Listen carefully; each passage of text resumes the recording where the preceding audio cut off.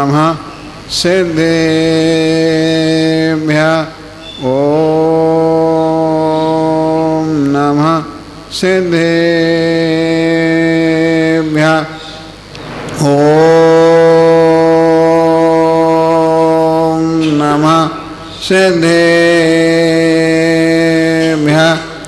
देवानिदेवं जिन्यादिनाथं वैराग्यमूर्ते भर्तेश्वरं च बाहोवलित्यागमहाप्रसिद्धं तं देवदेवं सत्यं नमामि। बोलो एक आदिनाथ भगवान की, चिंतामणि पाहनाथ भगवान की, बोले आचार्य श्री विमल सागर जी महाराज की, आचार्य श्री सन्मति सागर जी महाराज की जय। बोलो परम पूज्य आचार्य श्री आचार्य विराट सागर जी महाराज की जय। पट्टाचार्य आचार्य विश्व सागर जी महाराज की जय। आचार्य श्री विभव सागर जी महाराज की जय। बोलो द्वासांग जनमाणी माता की जय।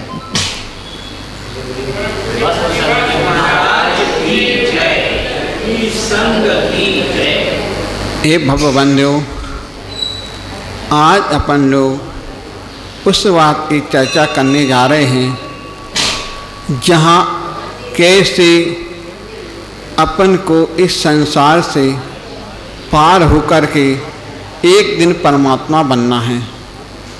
तो परमात्मा बनने के लिए सबसे पहले अपन को सावक के कदमों को कैसे बढ़ेंगे। तो आचार्य भगवान बताते हैं कि प्रतिमा होती है, कोई कहता प्रतिमा काष्ठ की होती है, कोई कहता पाषाण की होती है, कोई कहता धातु की होती है, कोई कहता चांदी की होती है, कोई कहता सोने की होती है। प्रतिमा तो प्रतिमा है। तो आचार्य भगवान बोलते हैं जी तो अपन को भगवान के दर्शन करने को प्रतिमा कहेंगे, अकेले सावक को प्रतिमाधारी बनना है। तो प्रतिमाधारी कैसे बनेंगे।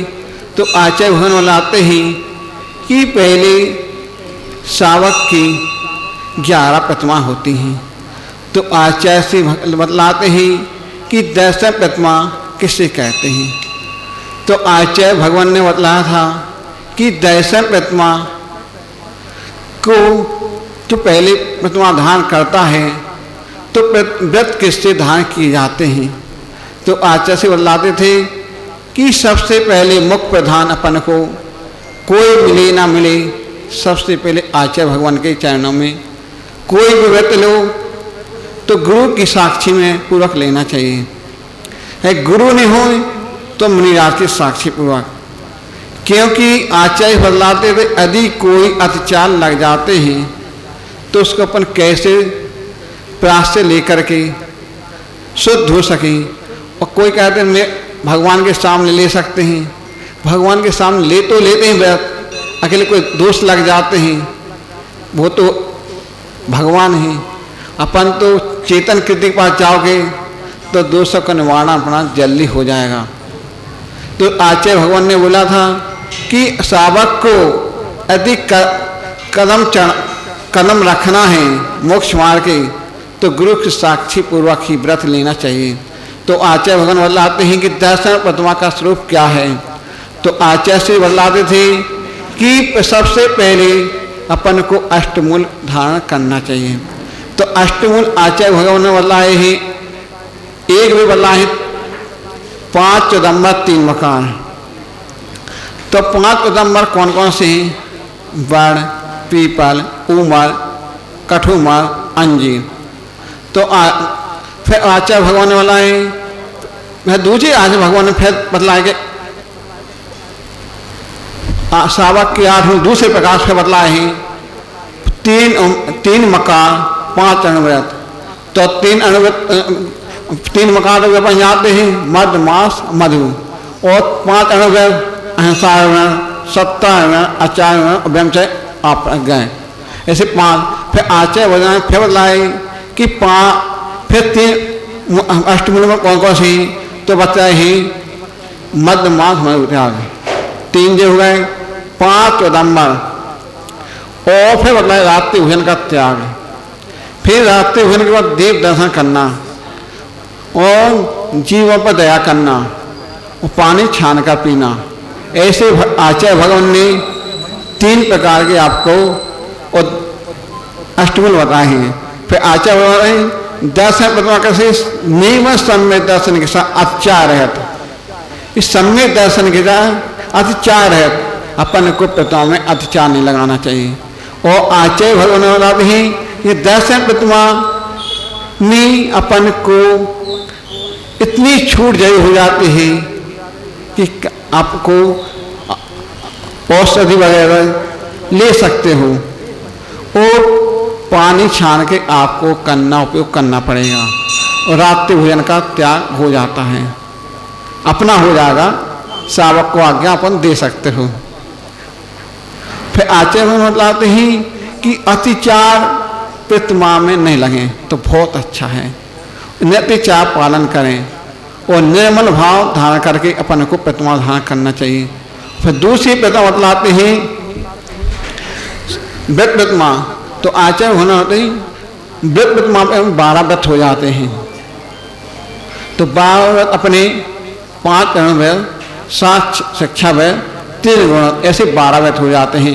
इन 12 व्रतों को अच्छी तरह से व्रत इसमें अपनी दूसरी प्रतिमा हो जाएगी।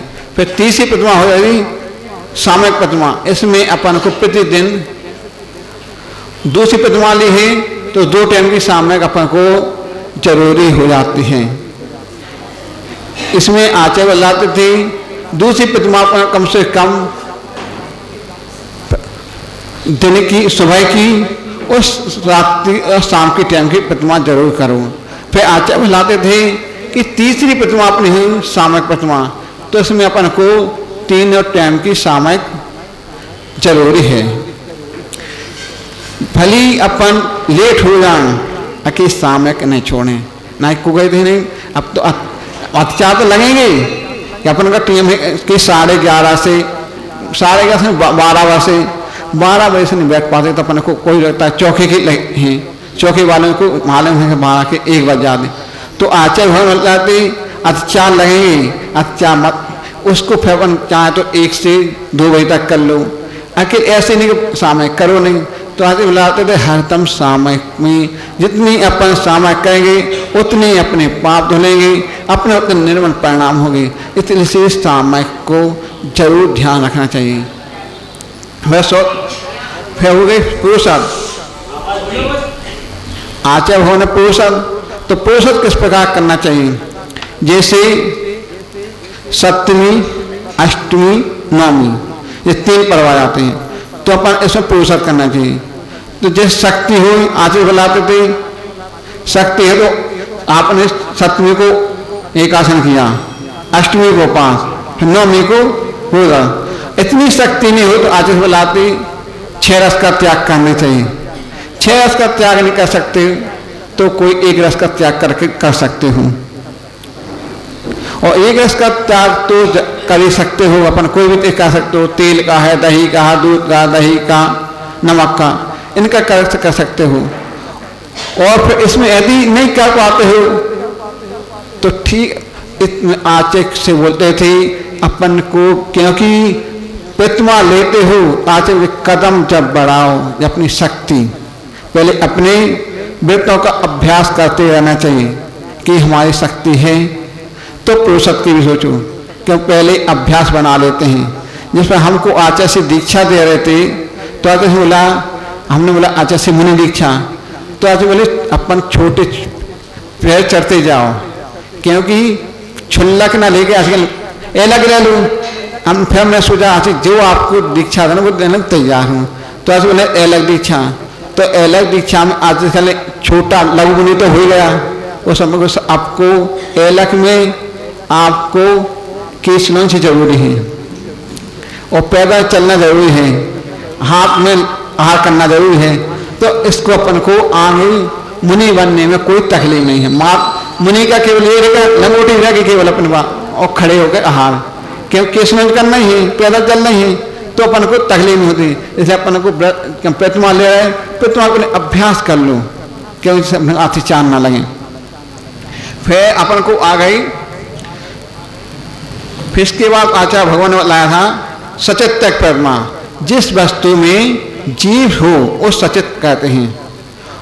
और आचार्य भगवत सचित का कि आचार्य ने 3 प्रकार बदला है। एक तो उबाल लो, प्राशुक कर लो। अब प्राशुक नहीं कर पाते हो तो आचार्य ने बोला नहीं, छिन्न भिन्न कर लो। छिन्न भिन्न कर लिया तो वो भी प्राशुक माना जाता है। ये ककड़ी है, आपने छिन्न भिन्न कर ली और बीज रहित कर लिए, और कुछ ऐसे होते भी जैसे टमाटर के हैं, जब तक अपना प्राशुक नहीं कर उबालोगे नहीं तो प्राशुक नहीं होता है। और उसमें आचार्य से बदलाते थे प्राशुक को छिन्न भिन्न करके अपन नमक डाल के भी कर सकते हो, मिर्च नमक डाल के उसको प्राशुक माना जाता है। तो जरूर नहीं कि आपको उबाल के दो, जैसे फल है, जूस है, तो उबाल के उसका स्वाद बिगड़ जाता है, पूरा जूस का स्वाद बिगड़ जाता है और जूस भी बिगड़ जाता है। इसलिए आचार्य भगवान लगते ही जब उसको छिन्नी भी नहीं जाता, फिर मिल गया तो उसको तो हे प्राशुक हो गया। कई लोग क्या कहते हैं, हाँ, तो कई लोग क्या कहते हैं, उबाल देते हैं। एक तो स्वास्थ्य के लिए हानिकारक हो जाता है, इसलिए आप लोगों को ध्यान रखना चाहिए।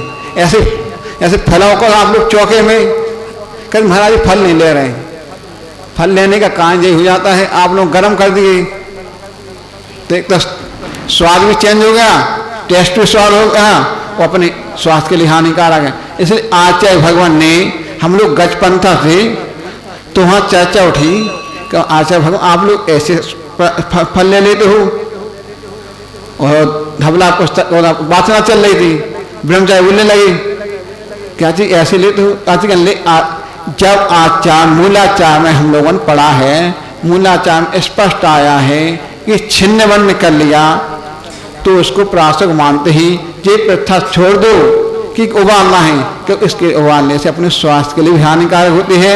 इसलिए अपन को महिला को हरदम चौके में ध्यान रखो। साधु गए अपना स्वयं के लिए तो अच्छा, हम जरूर नहीं है आप लोग कई प्रकार के बनाओ सब्जी, भले ही 2 सब्जी बनाओ, 1 दाल बनाओ, अपने जैसा सोचो कि आपको दिन भर में कई वे लेने थे, साधु को 24 घंटे 1 वे लेना है, तो भले ही उसको मानो किसी का त्याग तो है नहीं, तो त्याग के बगैर आप क्या करो, क्या त्याग करा देते हो। भगवान पूछे महाराज जी आपने लिया नहीं है, तो कारण इसी कारण हो जाता है कि नहीं ले पाते हैं। मालूम है इंद्रियों बस में करते हैं, अकेले करना चाहिए, इतना नहीं कि 24 घंटे में आपको पूरे आहार नहीं होंगे। आपने तो किसी आदमी आहार नहीं ली, तो आहार लेने का काम कुछ ऐसे हो जाते हैं। इसलिए आप लोगों को ध्यान रखना चाहिए, क्योंकि इसलिए साधु ये महिलाओं का माँ का होता है कि माँ को साधु को कैसा आहार करना चाहिए। फिर आपकी आ गई रात्रि भुक्ति त्याग भुक्ति, आपकी रात्रि भुक्ति प्रतिमा हो गई तो आप ना तो स्वयं कर सकते हो, ना आप किसी को अनुमोदन ना कर सकते हो कि जाओ उनको भोजन कराओ। क्या भी रात्रि भुक्ति, इसलिए आप किससे कह नहीं सकते हो कि भैया आप इनको आहार करा दो या भोजन करा दो, नहीं कर सकते हो। इसलिए रात्रि भुक्ति। फिर आ जाती है आपकी और ये सूर्य से 2 घड़ी पहले आपको त्याग कर देना चाहिए, और सूर्य उदय से पश्चात त्याग कर देना चाहिए 2 घड़ी। फिर आचार्य भगवान तो फिर रात्रि भोजन में का त्याग प्रतिमाधारी को होता है, और ये पहली प्रतिमा से रात्रि भोजन का त्याग हो जाता है। और कुटुंब जनों की भी अपन कह नहीं सकते हो क्या कोई रिश्तेदार आ गए भैया भोजन करा दो, नहीं कहोगे कि अपना दोष लगेगा, प्रतिमा खंडित हो जाती है और अत्याचार भी लगते हैं। फिर आचार्य होना मतलब है दिवा मैथुन। दिवा मैथुन का अर्थ था 6ठी प्रतिमा, दूसरा नाम है दिवा मैथुन त्याग प्रतिमा, क्योंकि दिन में काम सेवन का भी पूर्ण रूप से त्याग हो जाता है। फिर आचार्य भगवान ब्रह्मचर्य प्रतिमा, काम सेवन से पूर्णता व्यक्त होकर अपनी पत्नी दूसरा का त्याग। जैसे आपकी 7वीं प्रतिमा है, अपनी स्त्री को छोड़ा कर अन्य माता अपनी माँ बहन समझ के माँ समझ के मानना चाहिए। फिर इसके बाद आचार्य भगवान आरंभ त्याग प्रतिमा, आजीविका गृह संबंधी क्रिया पर त्याग आरंभ प्रतिमा कहलाता है। प्रतिमाधारी हिंसा का खेती रसोई नहीं कर सकता है। फिर आचार्य परिज्ञा त्याग प्रतिमा देने भोग आने वाली कुछ वस्तुओं बर्तन पूजन को उपकरण छोड़ करके समस्त का त्याग हो जाता है। फिर आचार्य भगवान ने बतला है और वो कहाँ रहेगा, धर्मशाला में रहेगा या आचार्यों के सालों के बीच में रहेगा। इसके 24 भेद हो जाते प्रज्ञा के, इसलिए अंतरंग और बाह्य प्रज्ञा। फिर आचार्य भगवान ने अनुमति त्याग प्रतिमा, इस प्रतिमा के धारी अपने परिजन अन्य व्यक्तियों को खेती व्यापार विवाह संबंधी कार्यों से कह नहीं सकता है। अब तुम कहोगे हमें बच्चे की शादी करना है तो आप कह नहीं सकते कि हमारे रिश्तेदार ढूंढो, तो आप बिल्कुल त्याग हो गया आपका। इसलिए कभी भी ध्यान रखें, आपको इससे शादी करना है तो आप तो इससे व्यक्त हो जाओ, व्यक्त होकर अपनी जाओ तो शादी शामिल हो जाना। अब तो छोड़ दो पूरा, हम महाराज की शरण में आ जाओ। फिर आचार्य भगवान ने अनुमति त्याग प्रतिमा, इस प्रतिमा धारी अपने परिजन अन्य व्यक्तियों खेती व्यापार विवाह आदि संसारिक कार्यों के संबंध अनुमति की सलाह नहीं देता है, यह अनुमति त्याग प्रतिमा है। फिर उद्देश्य त्याग प्रतिमा, उद्देश्य का अर्थ है जिसका विचार किया गया है, नियत किया जाता है। दाता के पात्र उद्दिष्ट, उद्दिष्ट आहार दो प्रकार का होता है। दाता दोष युक्त आहार देता है, दाता संबंधी उच्चार है। यदि पात्र साधु को देता है वह दाता संबंधी उद्दिष्ट आहार है। यदि पात्र अर्थात साधु व्यक्ति अपने आहार के बनवाए अथवा आहार के उत्पाद संबंधी विकल्प करे तो वह पात्र संबंधी उद्दिष्ट है। आचार्य से बदलाते थे, यह उद्दिष्ट इतना होता है यदि साधु बोले कि हमारे निमित्त से जे बना लो, जिस प्रकार तराजू होता है उद्दिष्ट उस पर रख दो, उस पर रख दो, तो उद्दिष्ट आपका प्रतिमा सबसे ज्यादा दोष लगता है। इसलिए उद्दिष्ट हम लोग कहने आप लोगों से बोलते नहीं हैं कि हमको जे बना लो, कुछ नहीं, जो है सो ठीक है, गड्ढा भरना है।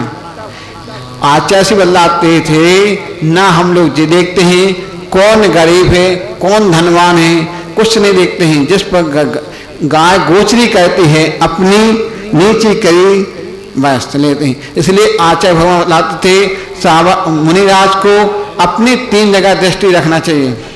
सबसे प्रथम अंजलि पात्र में और सावक के देने वाले को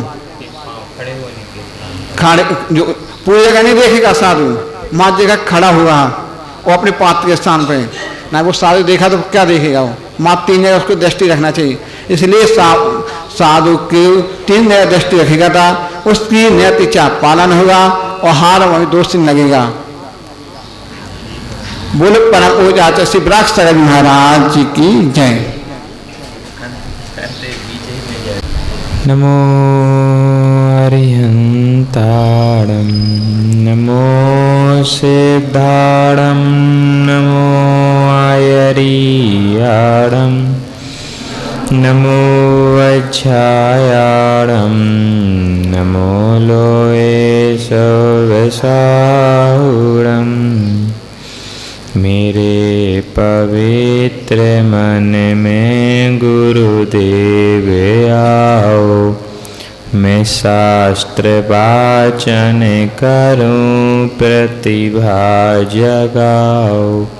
अरिहंत भासित सभी श्रुत देवताओ, क्या बोलना अब हमें तुम ही बता, क्या बोलना अब मुझे तुम ही बताओ।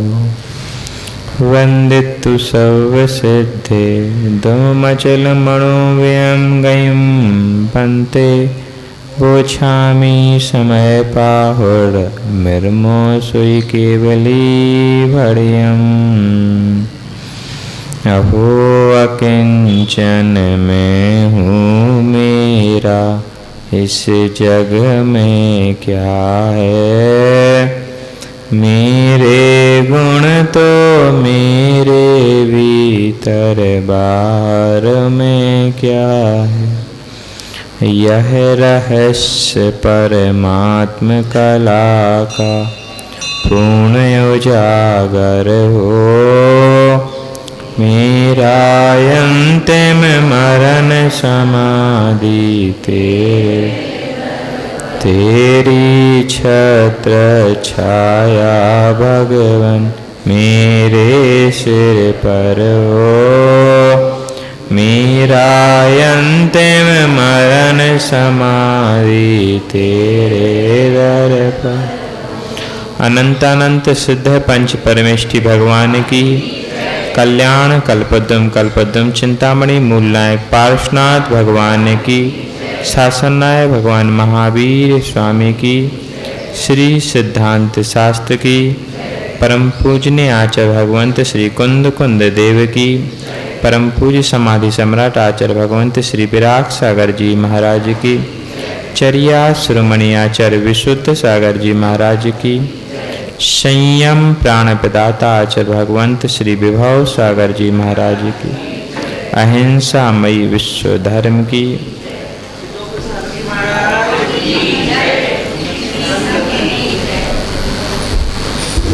अहो अकिंचन मैं हूँ मेरा इस जग में क्या है। यह उस समय लिखी गई पंक्तियां हैं जिस समय पूज्य गुरुदेव श्री सम्मेद शिखर में अस्वस्थता में विराजमान थे। पेट में पथरी की समस्या थी। पथरी करीब 18 से 25 mm की थी। तकलीफ इतनी होती थी कि एक कदम भी चलना बड़ा कष्टप्रद था। गर्मियों के दिन थे। वैद्यों का कहना था कि पानी कम से कम 5 लीटर पिया जाए और आहार में ही पानी जाना संभव था और पानी मुश्किल से 1 से 2 लीटर ही पहुंच पाता था।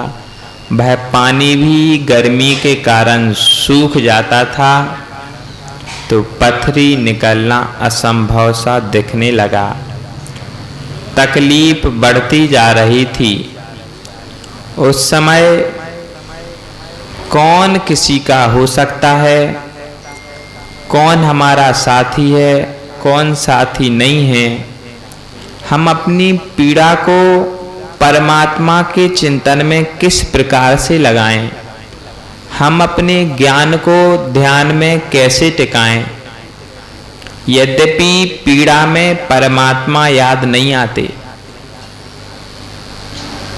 फिर भी हम पीड़ा में परमात्मा को कैसे याद रखें, उसका उदाहरण मिलता है यहाँ पर। वह दृश्य, यह वाक्य पढ़ते ही आंखों में दिखने लगते हैं कि कैसी कष्टप्रद व्यथा थी। उस कष्टों में भी जो परमात्मा का चिंतन कर रहे थे वो थे पूज्य गुरुदेव। उस समय यद्यपि पूरा संघ उनका सहयोग करने के लिए तैयार था, फिर भी कोई सहयोग नहीं कर पा रहा था। आपकी पीड़ा आपको ही भोगनी पड़ेगी। यह था जैन शासन का सिद्धांत। कोई पीड़ा बांट नहीं सकता। तुम अकेले हो और अकेले ही भोगना पड़ेगा। समय सारची में लिखा, आहे मिक्खो खलु शुद्धो दर्शन नाण मयो सदा रूपी नवी यथ मंच किंचिवी अर्णम परणामु मित्तम्पी। आहे मिक्खो खलु शुद्धो, यद्यपि यह ठीक है कि यदि शुद्ध स्वरूप से देखा जाए तो यह आत्मा शुद्ध है और एक है, फिर भी सांसारिक दशा में संबंध मिल जाते हैं। माता पिता का, बेटे और पुत्र का, पति और पत्नी का, तो हम यह सोचने लगते हैं कि यह मेरे हैं और यह मेरा सहयोग करेंगे। लेकिन जिस दिन पैर में कांटा लगता है उस दिन अकेले को ही पीड़ा भोगनी पड़ती है, चाहे वह शिष्य मंडली हो चाहे वह परिवार हो, पीड़ा नहीं बांट पाते। संपत्ति हो तो पीड़ा का निवारण करते हैं, संपत्ति ना हो तो कष्ट का निवारण का विचार करते हैं, किंतु यदि पुण्य योग सत्ता में होता है तो संपत्ति की सहायता से वह कष्ट निवारण, और संपत्ति नहीं हो पुण्य नहीं हो तो वह पीड़ा हमें भोगनी ही पड़ती है। उन्होंने लिखा, अहो अकिंचन मैं हूं मेरा। कुंद कुंद भगवान के पास गए तो उन्होंने कहा, यह मिक्को खलु शुद्धो। इस जगत में जो कुछ बाह्य आडंबर दिख रहा है यह मेरा नहीं है, यदि है कुछ तो मेरी आत्मा ही मेरा है।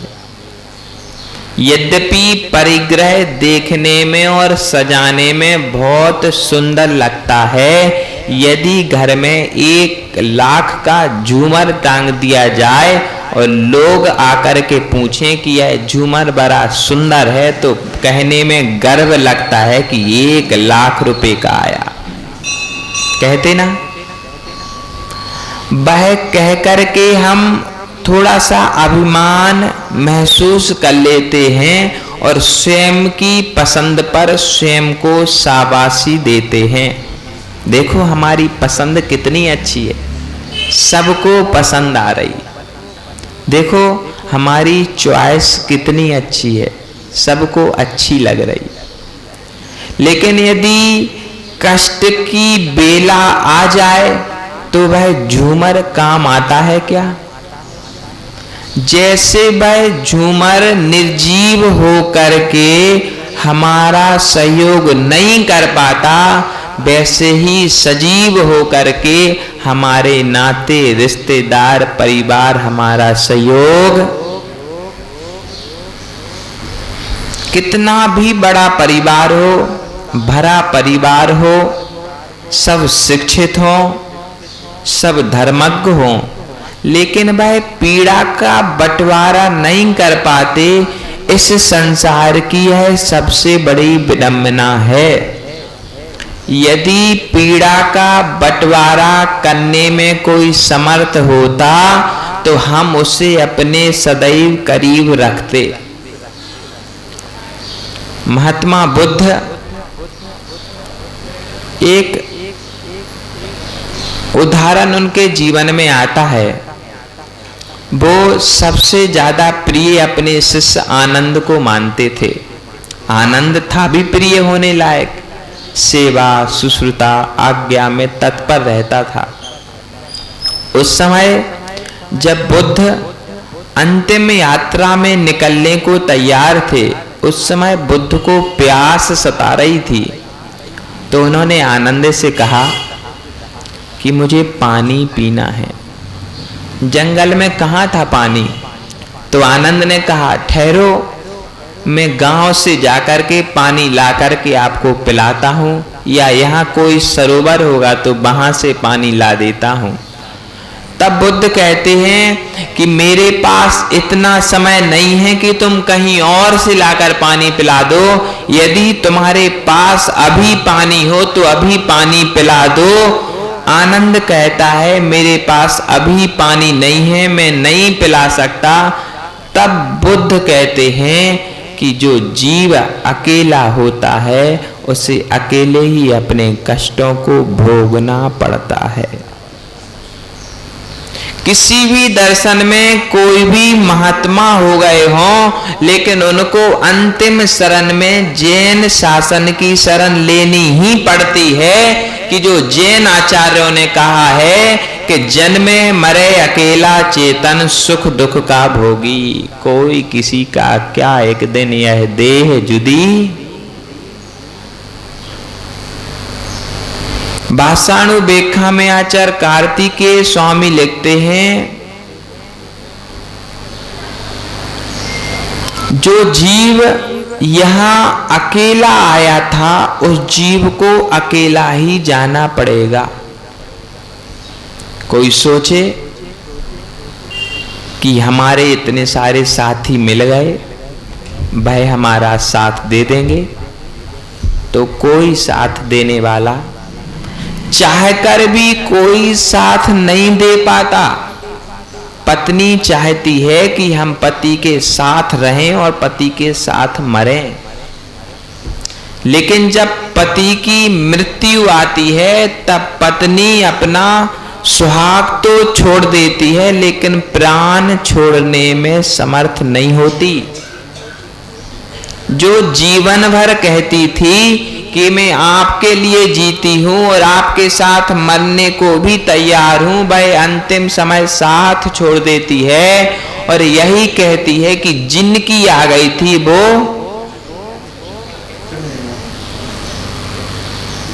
हमारी नहीं आई तो हम नहीं गए। पूरा संघ, पूरा विश्व संत शिरोमणि और विराग सागर जी को चाहता था, लेकिन कोई इतना समर्थ नहीं हो पाया कि उनकी समाधि के साथ स्वयं का मरण कर लेता। यह है ध्रुव सत्य। इससे यही सिद्ध हो जाता है कि यह आत्मा अकिंचन है, ना किंचनः इति अकिंचनः। इस संसार में मेरा किंचित भी कुछ नहीं है, यही मानते हो कि है तो तुम मूढ़ हो और मूर्ख हो। मेरे गुण तो मेरे भीतर, बाहर में क्या है।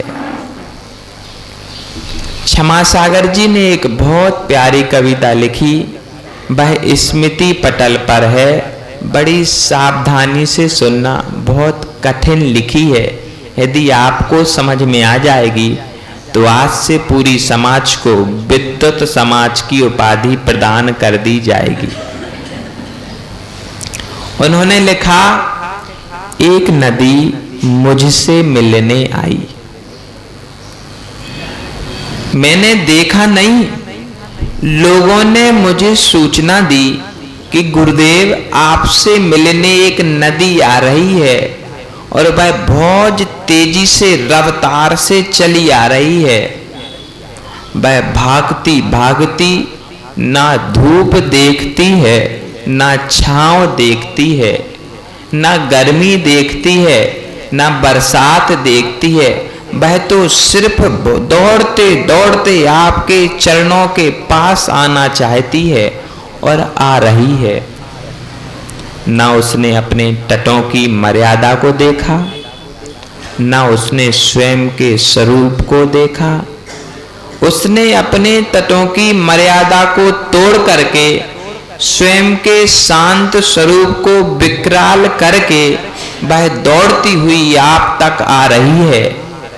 अब निवेदन है कि वह आपके पास तक आ चुकी है, बस आप अपने कक्ष से बाहर जाओ और नदी को दर्शन दे दो। उसकी दौड़ने की यात्रा आपके दर्शन करने से पूर्ण हो जाएगी। क्षमा सागर जी बोले, अभी कुछ देर ठहरने दो। जब तक वह थकी हुई है तब तक मेरे दर्शनों का आनंद उसे नहीं आएगा। थोड़ा शांत हो जाने दो। जब वह शांति के स्वरूप में आ जाएगी तब मैं उससे मिलने के लिए पहुंच जाऊंगा। जब मैं नदी के पास पहुंचा तो नदी शांत हो चुकी थी। देख करके नहीं लगता था कि वह दौड़ करके आई होगी, भाग करके आई होगी, अपने तटों की मर्यादा को तोड़ करके आई होगी, अपने शांत स्वरूप को विध्वंस करके आई होगी। मैं सोचता हूँ, मैं विचार करता हूँ कि जब अपने में आऊंगा तब इतना शांत हो पाऊंगा क्या? कुछ समझे? नहीं समझे। नदी तो निमित्त मात्र थी। उनके कहने का तात्पर्य था कि जब मैं समाधि के लिए तैयार होऊंगा तब मैं वर्षा काल की नदी के भांति घबराऊंगा तो नहीं। वर्षा काल में गोदावरी भी उफान पर आ जाती होगी, अपने स्वरूप को छोड़ देती होगी।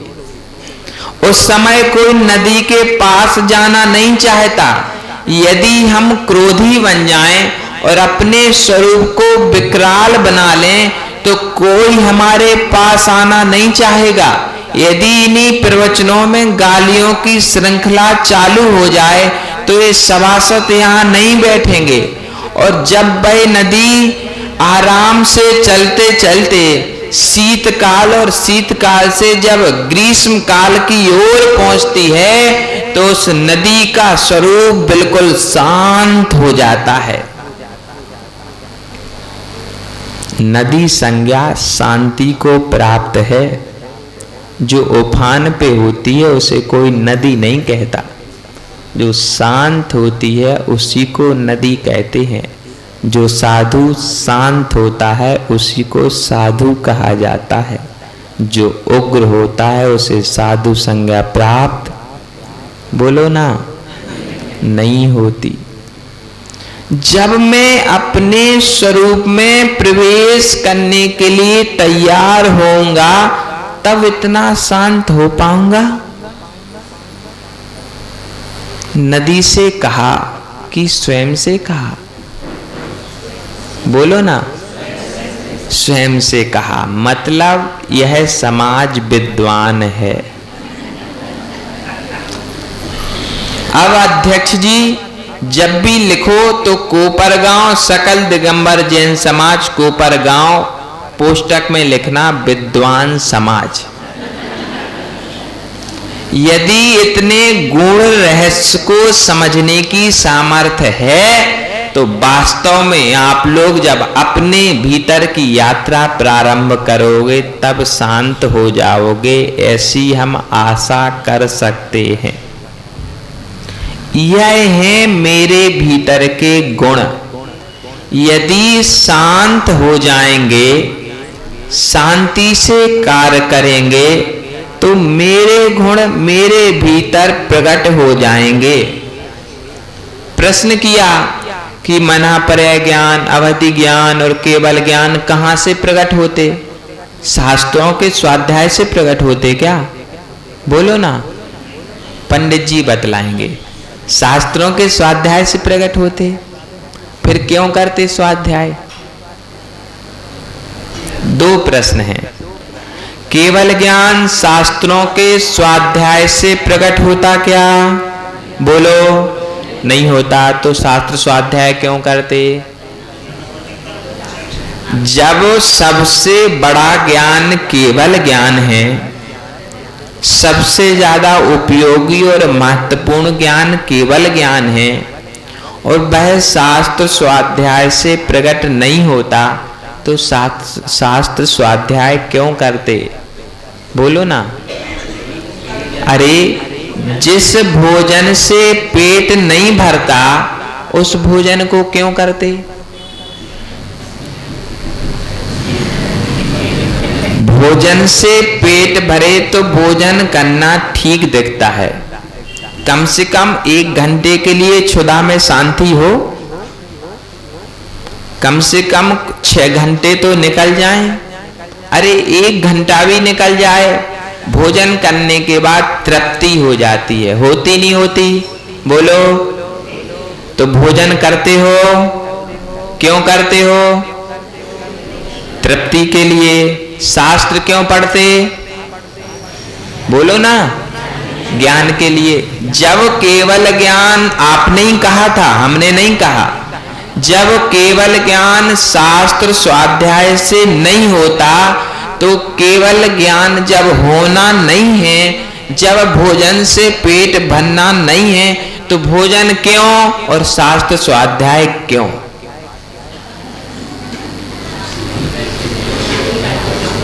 सोचो, विचार करो। जो शास्त्र स्वाध्याय से विशुद्धि उत्पन्न होती है, उस विशुद्धि से केवल ज्ञान प्रकट होता है। ध्यान रखना, किताबों के पढ़ने से केवल ज्ञान उत्पन्न नहीं होता। 13वें गुण स्थान के पूर्व जब 12वें गुण स्थान में शुक्ल ध्यान को योगी ध्याता है, तब वह पुस्तकों का अध्ययन नहीं करता। करता क्या?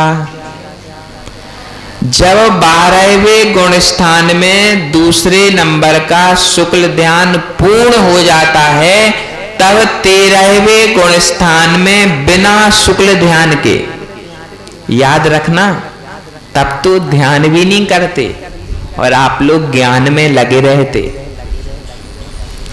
प्रभु को जब केवल ज्ञान होता है, उस समय प्रभु ध्यान भी नहीं करते। मात्र विशुद्धि के आधार पर केवल ज्ञान रूपी ज्योति प्रकट हो जाती है। धबला जी में स्पष्ट लिखा है, जब केवल ज्ञान होता है तब शुक्ल ध्यान नहीं होता, और जब तीसरे नंबर का शुक्ल ध्यान होता है तो 13वें नंबर के गुण स्थान के अंतिम अंतर मुहूर्त में होता है। मतलब केवल ज्ञान के लिए ना ध्यान की आवश्यकता है, ना ज्ञान की आवश्यकता है, और बिना ज्ञान और ध्यान के केवल ज्ञान हो नहीं सकता, और ज्ञान और ध्यान में लगे रहो तो केवल ज्ञान हो नहीं सकता। कितना कठिन कार्य है केवल ज्ञान को पाना। ज्ञान से थोड़ा थोड़ा अभ्यास बढ़ता है, और उस अभ्यास से हम संसार को जानने का प्रयास करते हैं, और उसी अभ्यास से हम धर्म को जानने का प्रयास करते हैं। लेकिन जिस केवल ज्ञान में धर्म और कर्म दोनों झलकते हैं दर्पण की तरह, उस केवल ज्ञान की प्राप्ति के लिए हमें ज्ञान की आवश्यकता नहीं पड़ती, ध्यान की आवश्यकता नहीं पड़ती, मात्र विशुद्धि की आवश्यकता पड़ती है। अब आप विचार करो, यदि हम संकलेश कर रहे हैं तो वह केवल ज्ञान आपको प्राप्त होगा क्या? चाहिए तो वही है। जो छपक श्रेणी आरोहण करता है उसी को केवल ज्ञान मिलता है, पक्का है। जानते हो आप लोग? नहीं जानते? बोलो ना। जो उपसम श्रेणी आरोहण करता है, उपसम श्रेणी मानता है, वह केवल ज्ञान के बीज रूप तक नहीं पहुंच पाता, क्योंकि उसमें उतनी विशुद्धि नहीं होती। या तो मरण कर जाता है या गुण स्थान छोड़कर चला जाता है, या यूं कहो कि छूट जाता है। अच्छी चीज कोई छोड़ना नहीं चाहता, लेकिन या तो मरण होता है तो छूट जाता है, या विशुद्धि कम हो जाती है तो नीचे गिर जाता है, लेकिन वह केवल ज्ञान तक नहीं पहुंच पाता है। विश्व का यदि सर्वश्रेष्ठ ज्ञान है तो केवल ज्ञान, और बिना पुस्तकों के मिलता है। इससे सस्ता कोई क्या होगा? सबसे सस्ता है, ना पैसे लगना, ना समय लगना, ना ज्ञान करना, ना ध्यान करना। मात्र भीतर भीतर भीतर भीतर में विशुद्धि को बढ़ाना है और केवल ज्ञान पाना है। गुरुदेव लिखते हैं, मेरे गुण तो मेरे भीतर, आप में अभी भी केवल ज्ञान है कि नहीं? बोलो, कोपरगांव केवल ज्ञानी है। आपने कहा है कि नहीं है?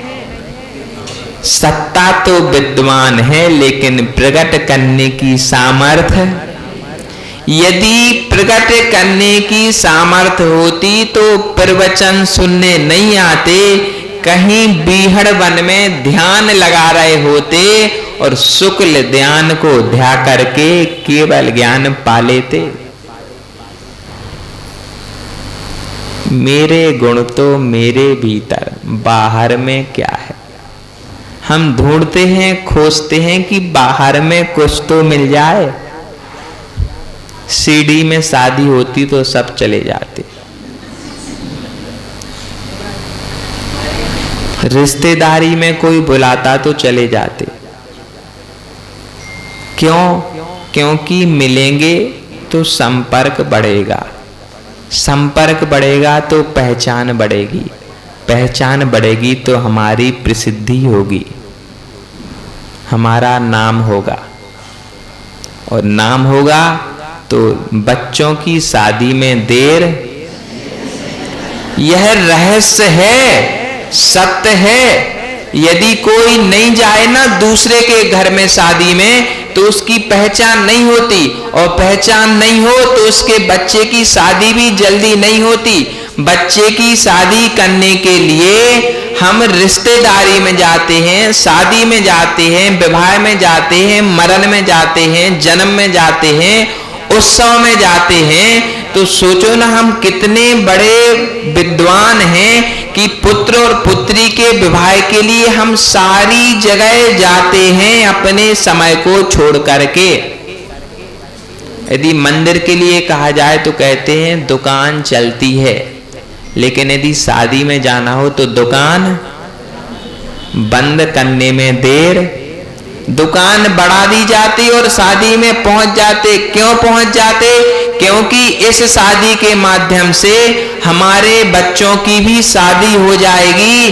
अरे इस विशुद्धि से हम भगवान बनने वाले हैं, तो उस विशुद्धि के लिए हम संकलेश तो छोड़ सकते हैं।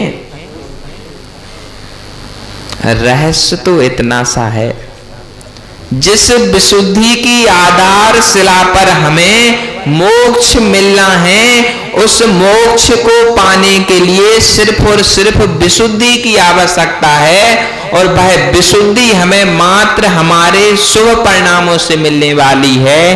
फिर भी हम अशुभ परिणाम करते हैं। करते हो कि नहीं? बोलो। ऐसा नहीं कि हम झूठ झूठ कह रहे हो, जबकि यह रहस्य हमें पता है कि यदि हम शुभ परिणाम करेंगे, शुभ परिणाम रखेंगे, तो विशुद्धि बढ़ेगी, और विशुद्धि के आधार पर हमारा गुण स्थान बढ़ेगा, गुण स्थान के आधार पर ध्यान होगा, और ध्यान का फल मोक्ष है।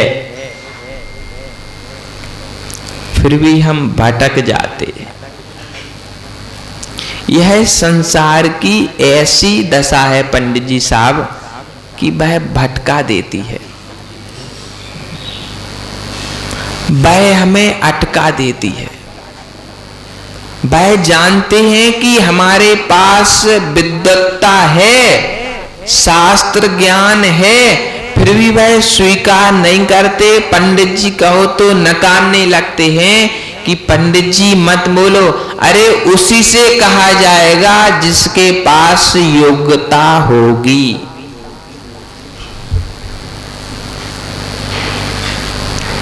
यदि इनके पास योग्यता नहीं होती तो हम भी इन्हें धर्म सुनाने नहीं आते। योग्यता जिनमें होती है वही अयोग केवली गुण स्थान को प्राप्त करते हैं, और उन्हीं को धर्म का प्राशन कराया जाता है कि अरे थोड़ा थोड़ा धर्म का प्राशन कर लो तो एक दिन योग्यता अयोग केवली में परिवर्तित हो जाएगी। यह रहस्य परमात्म कला का पूर्ण उजागर हो। यह रहस्य है परमात्मा बनने का।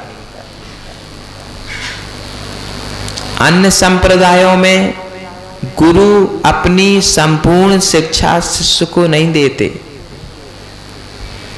गुरु शिष्य को पूर्ण शिक्षा नहीं देते, क्योंकि भीतर में भय रहता है कि यदि पूर्ण ज्ञान दे दिया तो यह भाग जाएगा। लेकिन जैन शासन में भगवान महावीर को केवल ज्ञान हुआ तो जितना भी उन्होंने उपदेश दिया वह पूरा का पूरा द्वादशांग का उपदेश गौतम गणधर को दिया, छुपाया नहीं। जो ज्ञान स्वयं विद्यासागर जी को था वो अपने शिष्यों को दिया। बस फर्क इतना है कि योग्य ने ले लिया, अयोग्य ने ले नहीं पाया। अब जिनको कुछ आता नहीं वो यूं नहीं कह सकते कि गुरु ने नहीं दिया, उन्हें अपने उपादान पर नजर डालना पड़ेगी कि निमित्त तो अच्छा मिला था लेकिन हमारे उपादान में जोर नहीं था। यदि हम कल्याण नहीं कर पा रहे तो प्रभु का दोष नहीं है, हमारे उपादान को दोष है कि निमित्त तो साक्षात वीतरागी देव मिल गए लेकिन हमारे उपादान में कितनी कमजोरी थी कि हम वीतरागी को पाकर के भी वीतरागी नहीं बन सके, सरागी के सरागी बने हुए हैं।